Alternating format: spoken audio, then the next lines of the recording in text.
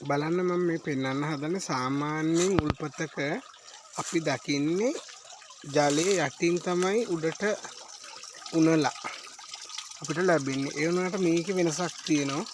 බලන්න දැන් මම හොඳට පෙන්නනවා මේක නාන ලිඳක් මේ. අනිලින්ද ගහකින් වැහිලා තියෙන හැපැත්තේ.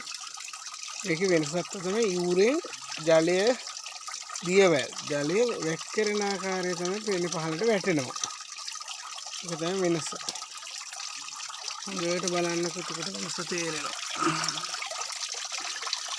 හරිම ලස්සනයි. මීමන හැදලා තියෙනවා. යූරෙන් විතරම මේක දවස් 365ම මේ විදිය තමයි. අඩු වෙන්නෙත් නැහැ.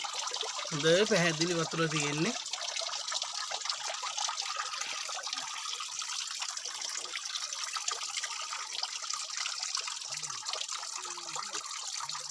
මෙන්න මෙයාලගේ ගෙදර තමයි ඒක තියෙන්නේ.